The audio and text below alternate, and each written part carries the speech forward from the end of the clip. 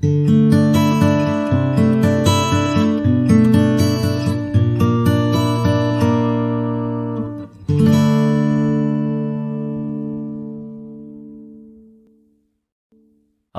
비트겐슈타인. 비트겐슈타인은 분석 철학을 대표하는 인물이며 미 타임지가 20세기 가장 영향력 있는 철학자로 선정하기도 하였다. 주요 저서로는 논리 철학 논고, 철학 탐구 등이 있다.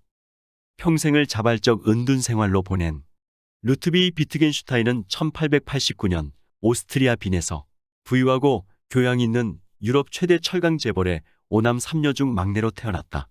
아버지인 카를 비트겐슈타인은 오스트리아, 헝가리 제국에서 손꼽히는 부자였으며 어머니는 비트겐슈타인 집안의 뛰어난 예술적 감수성의 모태였다. 사교적인 비트겐슈타인 집안은 음악가들과도 깊은 교분을 맺어서 당시 세계적인 음악가인 요하네스 브람스, 슈트라우스, 구스타프 말러 같은 예술가가 늘 대저택에 초대되곤 했다. 요하네스 브람스는 비트겐슈타인의 2살 누나에게 피아노를 가르쳤고 브람스의 작품 초연을 집안 마당에서 연주했다고 한다. 비트겐슈타인의 형 파울 비트겐슈타인은 후일 세계적인 피아니스트가 되었다. 파울은 제1차 세계대전 참전 중 오른쪽 팔을 잃고 러시아에서 포로 수용소에 갇혀서도 왼손만으로 피아노를 연습하여 후일에도 명성을 유지하였다. 비트겐슈타인도 절대음감을 가지고 있었고 음악을 향한 열정은 비트겐슈타인의 생활과 사상에 큰 영향을 미쳤다. 비트겐슈타인은 클라리넷을 능숙하게 연주하여 오케스트라와 협연을 하기도 했다.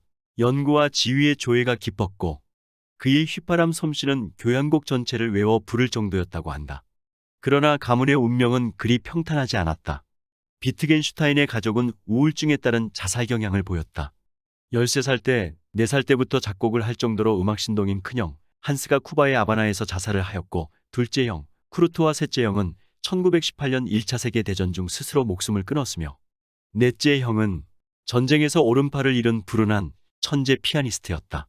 비트겐슈타인 본인도 청년 시절 줄곧 자살 충동에 시달렸고 버틀런드 러셀로부터 천재로 인정받은 후에야 비로소 마음의 안정을 찾을 수가 있었다고 고백한다. 31살 되던 해 친구에게 보낸 편지가 있다. 최근 내 상황은 완전히 비참함 그 자체입니다. 나는 생명을 끊는 것을 계속 생각해 왔습니다. 지금도 이 생각은 나를 괴롭힙니다. 나는 내려갈 수 있는 가장 마지막 지점까지 가라앉았습니다. 당신은 절대 이 지점까지 오지 않기를. 우리는 20세기의 위대한 철학자 한 사람을 잃을 뻔했다. 그대의 삶의 용기에 대해 찬사를 보내고 싶다. 그래도 살아남아야 된다고 중얼거린다. 비트겐슈타인 본인은 약관 19세의 맨체스터 빅토리아 대학에서 항공 관련 논문으로 공학 박사학위를 받았다. 23세 되던 해 당시 케임브리지 대학 철학과 교수인 버트런드 러셀의 강력한 철학 입문 권유로 늦은 나이지만 1912년 케임브리지 대학 트리니티 칼리지에 입학한 그는 여기서 그의 철학에 가장 큰 영향을 끼치는 버트런드 러셀의 강의를 듣고 그와 17살의 나이 차이에도 불구하고 사제 관계를 넘어 동료로서 교분을 나누게 된다.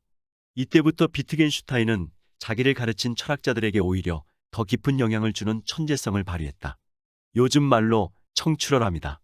그러나 25세 되던 해인 1914년 1차 세계대전이 터지자 비트겐슈타인은 탈장 때문에 병역 면제 대상이었지만 자원입대하여 조국 오스트리아 장교로 참전한다. 1918년 남부전선에서 이탈리아군의 포로가 된 비트겐슈타인의 배낭 속에는 논리 철학 논고가 들어있었다. 포탄이 빗발치는 참호 속에서도 그는 철학적 사유를 하며 글을 썼던 것이다. 1921년 러셀의 권유로 논리 철학 논고를 출간하기는 했지만 번잡스러운 철학계를 떠나 오스트리아 시골 초등학교 교사 생활을 택한다. 전쟁이 끝난 직후 그는 전쟁 전 상속받은 막대한 재산을 지금 돈으로 환산하면 몇천억 되는 금액을 거의 대부분 가족과 친지들에게 나눠주고서 시골로 내려가 어린이들을 가르치는 일에 몰두했다. 참고로 비트겐슈타인 가문은 1939년 제2차 세계대전이 일어나기 일주일 전 히틀러에게 금괴 1.7톤을 압수당하였다. 지금 돈으로 환산하면 60억 달러에 달한다. 우리나라 돈으로는 6조 원에 해당되는 어마어마한 돈이다. 아무튼 그는 스스로 자발적 가난을 택한 것이다. 그러나 어린이 교육의 열정에도 불구하고 그는 환영받는 교사가 되지 못했다. 1926년 37세 되던 해 교사를 그만둔 비트겐슈타인은 비엔나로 돌아와 몇 달간 수도원에서 정원사 조수 생활을 하기도 했다. 아무튼 비트겐슈타인은 논리 철학 논고에서 공언한 철학 문제의 해결에 대한 새로운 견해를 가지게 되었다. 1929년 40세 되던 해 비트겐슈타인은 지인들의 간곡한 권유로 케임브리지 대학에 복귀하였다. 비트겐슈타인이 도착한 기차역에는 당시 잉글랜드의 지식인들이 세계에서 가장 유명한 철학자를 보려고 인산인해를 이루었다. 이런 환대에도 불구하고 비트겐슈타인은 케임브리지 대학교에 학위를 받지 못했다. 당시 버틀런드 러셀은 이미 비트겐슈타인이 논리 철학논고를 집필하여 철학 박사에 충분한 자격이 있다고 기록하였고 무호 교수와 함께 박사학위 심사를 진행하였다. 논문 심사관인 두 오랜 친구의 어깨에 손을 얹으며 비트겐슈타인은 이렇게 말했다. 너무 걱정하지 마세요. 나의 논문인 논리 철학 논고를 절대로 이해하지 못한다는 것을 알고 있어요. 라고 말이다. 논문 심사위원인 무호 교수 왈. 내 스스로 이 천재다운 연구를 검토하였고 내가 이것을 완전히 이해하지 못한다고 하더라도 논리 철학 논고가 철학 박사 학위를 받기에 충분하다는 점은 명백하다. 다음은 버트런드 러셀의 회고다. 그 사람은 천재에게서 나타나는 전통적 특징의 전형이 될 만하게 현연했다. 재현하면 그 사람은 열정있고 해박했으며 격렬하고도 좌중을 휘어잡는 인재였다. 그 사람이 옳다는 것을 알 수 있었으며 나는 더 이상 철학의 기초 작업을 진행할 수 있으리라 기대할 수 없었다. 특히 그의 후기 철학을 대표하는 철학적 탐구를 위한 초고를 준비하다가 1936년 47세 되던 해 칼리지 연구원 임기가 끝나자 비트겐슈타인은 노르웨이 해안의 오두막에서 약 1년간 칩거하며 그의 대표작이 되는 철학 탐구 집필에 몰두하고 케임브리지로 돌아와 2년 뒤 1939년 스승 조지 모의 후임으로 50세 되던 해 케임브리지 대학의 철학과 교수로 임명된다. 그러나 곧바로 세계 2차 대전이 일어나자 그는 뉴캐슬 의학연구소에서 일하다 전쟁 뒤 케임브리지 대학에 복귀한다. 그리고 다시 연구에 전념하고자 아일랜드 농장과 게레이 바닷가 등을 전전하며 은둔 생활에 들어간다. 1949년 철학 탐구 제2부를 탈고했으나 이미 그는 불치의 암 환자가 되어 동료 철학자와 제자들 그리고 고향 가족들을 두루 찾아다니면서 말년을 정리했다. 1951년 4월 29일 62세 되던 해 케임브리지의 주치의 집에서 생을 마쳤다. 비트겐슈타인은 화려한 명예나 공직 생활보다는 은둔 생활을 즐겼고 뛰어난 음악적 재능에도 불구하고 그의 저술은 난해하고 딱딱했다. 논리 철학 논고. 비트겐슈타인은 지난 수천 년간 철학의 탐구 대상으로서 이성이 각광을 받아온 것과는 달리 언어가 철학의 중심 문제로 부각되게 만들었다. 언어를 철학적 전면에 내세운 것은 언어가 인간 정신의 구체적이고도 객관적인 표현이라는 통찰에서 출발한 것이다. 비트겐슈타인은 인간 이성의 한계를 밝히기 위해 언어의 한계가 무엇인가를 밝히는 것을 논고의 목적으로 삼았다. 즉, 언어로 말할 수 있는 것과 말할 수 없는 것이 무엇인지를 보여주고자 했다. 그러기 위해서 그는 언어의 참모습이 어떠한지를 밝혀야 했다. 그리고 언어의 참모습을 보여줌으로써 전통적 철학의 많은 문제들이 해결된다기보다는 도대체 문제거리도 되지 않는 것으로 해체되어 버린다고 확신했다. 이러한 견해는 논리 실증주의자들을 비롯한 많은 철학자들의 열광적인 환영을 받았다. 그러나 그 자신은 이 같은 환영을 달가워하지 않았고 오히려 그들이 자기 철학을 오해하고 있다고 싫어했다.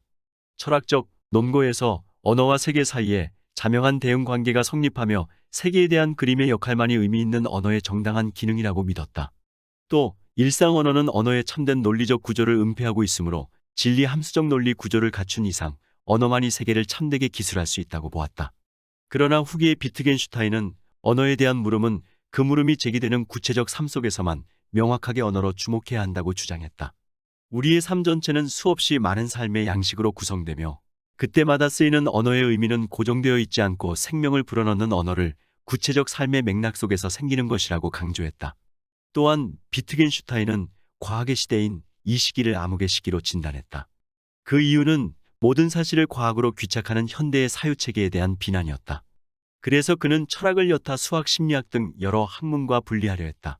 비트겐슈타인은 어떠한 수학적 발견도 철학을 발전시킬 수 없다는 생각에 헌신하였고 20세기 분석 철학의 발전을 가져왔다. 그리고 그는 이런 사유의 말을 남기기도 하였다.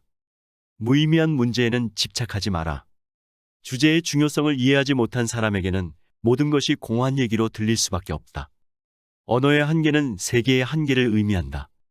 말할 수 없는 것에 관해서는 침묵해야 한다.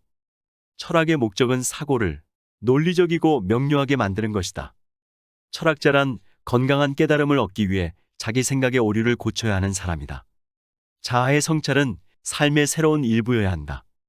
철학은 전적으로 단순해야 하며 뒤얽힌 사고의 매듭을 풀어주는 것이어야 한다. 쉬운 말로도 설명이 가능한 것을 어려운 말로써 설명하려고 하지 말라. 철학을 공부하는 근본 목적은 일상 문제에 대한 생각을 개선하고 인간을 보다 양심적으로 만드는 데 있다. 언어는 만물의 척도이다. 두려움을 극복하는 것이 인생을 보람차게 만든다. 용기야말로 처음에는 겨자씨처럼 작아도 점점 성장해가면서 거목이 되는 밑바탕이다. 문제의 해결은 새로운 정보의 습득이 아니라 이미 알고 있던 것을 체계적으로 정리하는 데서 온다.